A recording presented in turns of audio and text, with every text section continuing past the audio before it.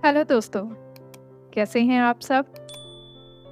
एक समय की बात है, एक गांव में एक अमीर जमींदार रहता था। उसे अपने पैसों पर बड़ा घमंड था। जितने अधिक पैसे उसके पास थे, उतना ही वह कंजूस भी था।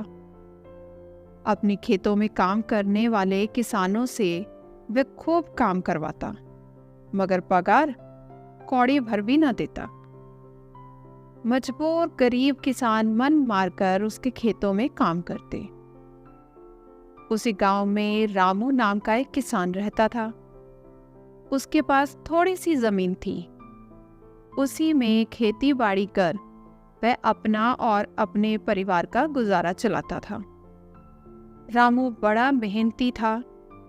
वह दिन भर अपने खेत में काम करता और अपनी मेहनत के दम पर इतनी फसल प्राप्त कर लेता कि अपने परिवार के लिए 2 वक्त की रोटी जुटा सके।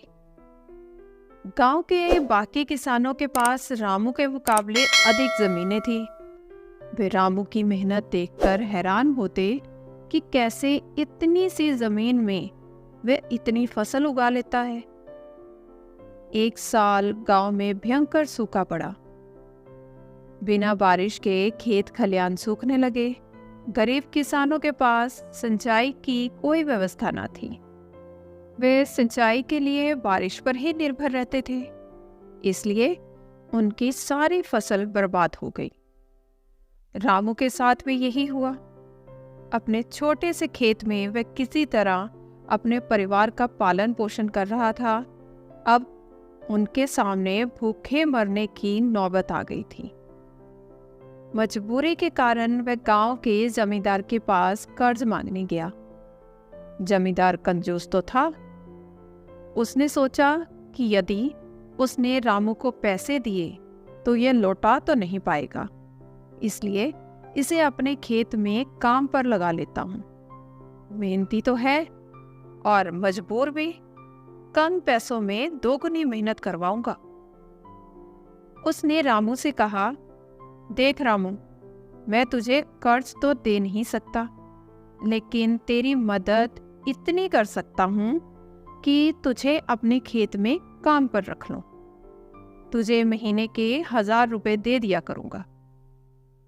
पर मालिक, दूसरे किसानों को तो आप 2000 रुपए देते हो, रामू ने कहा। करना है तो कर, वरना मेरे पास किसानों की कमी नहीं है, जमींदार बोला। मजबूर रामू क्या करता, हामी भरकर घर लौट आया। अगले दिन से वह जमींदार के खेत में काम करने लगा। मेहनती तो था। वह खूब मेहनत और लगन से काम करता। उसने 4 महीने का काम 2 महीने में ही कर दिया। यह देख जमींदार बहुत खुश हुआ, लेकिन इसके मन में मक्कारी जाग उठी। उसने सोचा कि 4 महीने का काम तो इसने 2 महीने में ही कर दिया, क्यों ना इसे निकाल दूं? इससे मेरे 2 महीने के पैसे बच जाएंगे। उसने रामू को बुलाया और उसके 2 महीने के पैसे देकर कहा, रामू, यह ले तेरे पैसे, कल से मत आना, अब मुझे तुम्हारी जरूरत नहीं है। ये सुनकर रामू परेशान हो गया। बड़ी मुश्किल से उसका घर चल रहा था। अब अपने परिवार का भरण पोषण कैसे करेगा? वह जमींदार के सामने गिड़गिड़ाने लगा कि उसे काम से ना निकाले, लेकिन जमींदार ने उसकी एक ना सुनी और उसे काम से निकाल दिया। रामू आंखों में आंसू लेकर घर लौटा। चिंता से रात भर उसे नींद नहीं आई।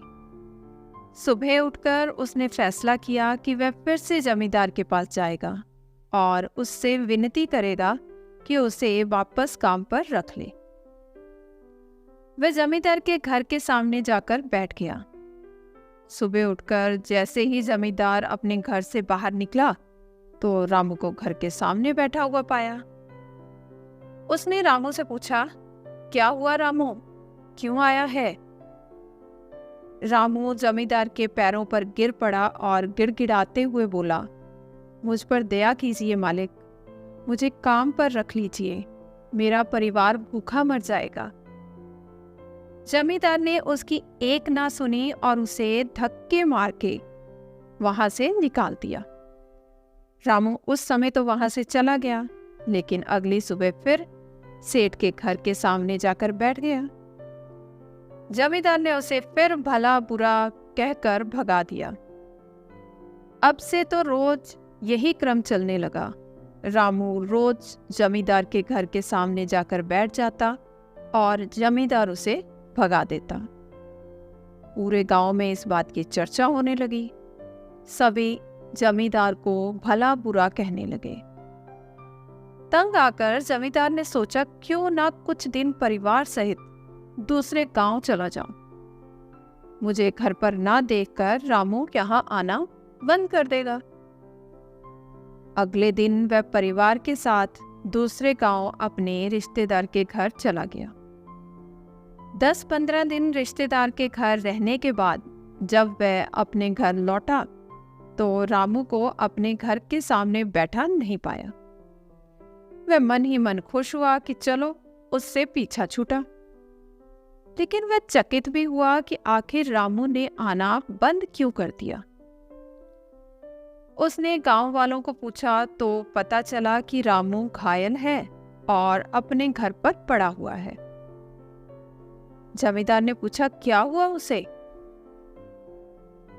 एक व्यक्ति ने जमींदार से कहा, मालिक, जब आप दूसरे गांव चले गए थे तब भी रामू आपके घर के सामने बैठा रहता था।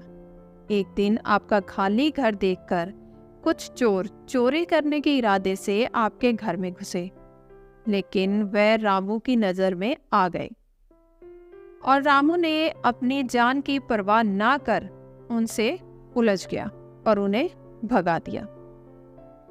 उनके बीच हुई हाथापाई के कारण रामू घायल हो गया।